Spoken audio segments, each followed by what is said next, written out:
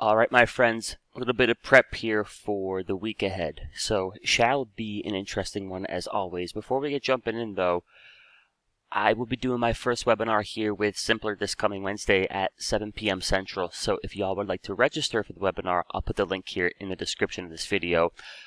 It's pretty much going to be talking about, how I found success and how I found consistency in my trading. By simplifying things down to the point where I'm running this entire trading business of mine off of a simple checklist. So, looking forward to doing that. Hope to see all of y'all there. Go on ahead and register. And now for the week ahead.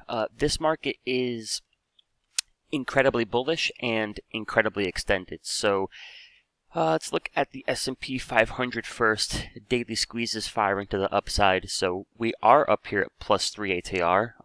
This is extended. This does not mean the market has to pull back. So a really good example of this is NVIDIA. NVIDIA was extended for the entire month of June, never really pulled back. So until further notice, this is a really freaking strong market, and the path of least resistance is most likely going to be to the upside. Now, this does not mean we don't get a dip to the 8 EMA. This doesn't mean we don't get a nasty flush down to the 21. It's definitely possible.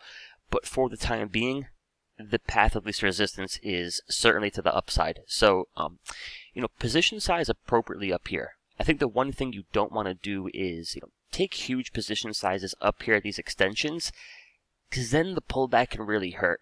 So you save your bigger positions for when the market is setting up here at the 21. But all in all here, things are bullish as ever. And look at the Qs.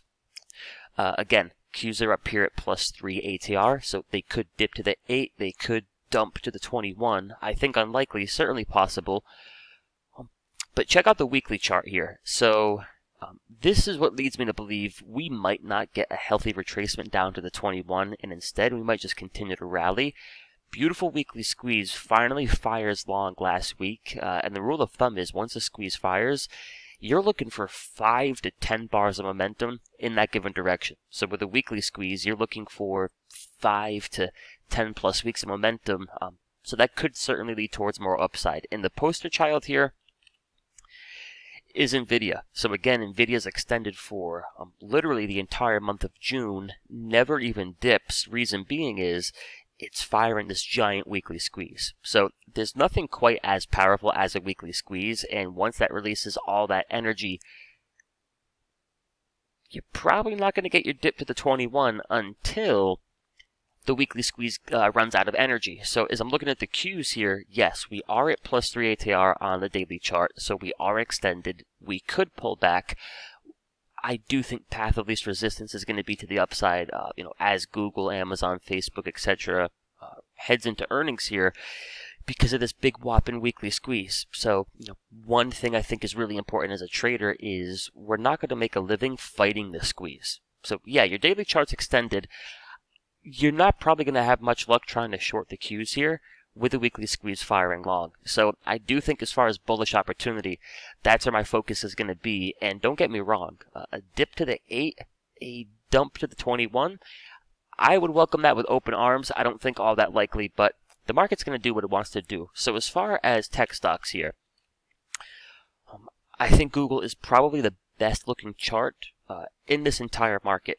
Daily squeeze, stacked EMAs, green 10x bars. It's literally picture perfect, other than the fact that I did not build a position here in this squeeze when I should have.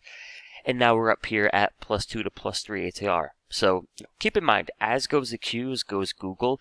With the weekly squeeze firing long for the Qs, if that momentum continues, Google's probably going to continue to follow suit. So I would love me a bit of a dip here in Google to take an entry.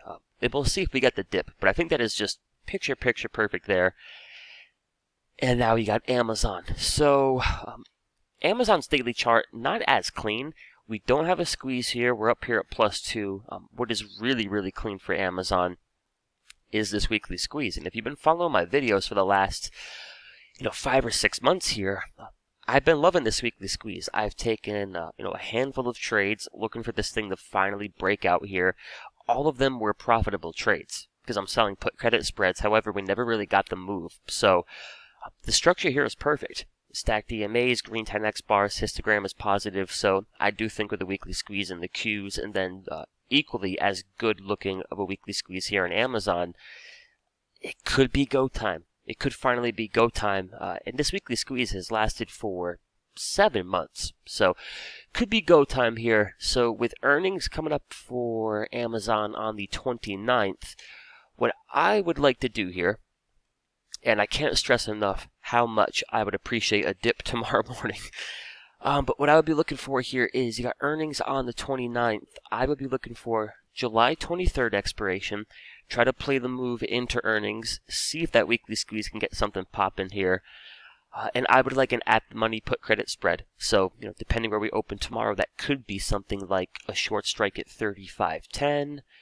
I'll probably look to go $20 wide, so $34.90 with the put we'll buy here as protection, $9 of credit. And as you're going to tend to get with an at-the-money put credit spread, it's about a 1-to-1 risk-reward ratio. So that's a game plan here. That's what I'll be looking for tomorrow. Coming here with 20 contracts or so. But it all depends where Amazon opens. So, all of that is to be determined. How I actually go about structuring the trade as far as the strike selection, all that is to be determined. But bigger picture thinking here, the focus is, the fact that the Qs have been your leadership, and though they're extended, this weekly squeeze could be incredibly powerful. So that's going to be the focus here. And when you got a weekly squeeze in your sector, and arguably your biggest name in the sector has just as good of looking of a weekly squeeze, that's where I'm looking to plant a seed and catch me a little bit of momentum. So that's what I'm focusing on here for the week ahead. And you look at your Facebooks. Facebook is extended, Apple is extended, so whether it's Microsoft, Amazon, Facebook, Google, they've all got that in common right now. What they also have in common is that they belong to a sector in a really potentially powerful weekly squeeze that is of interest. So I will see y'all Wednesday morning for live prep. I hope to see y'all there for the webinar this coming Wednesday. The class will be taking place here in a few weeks.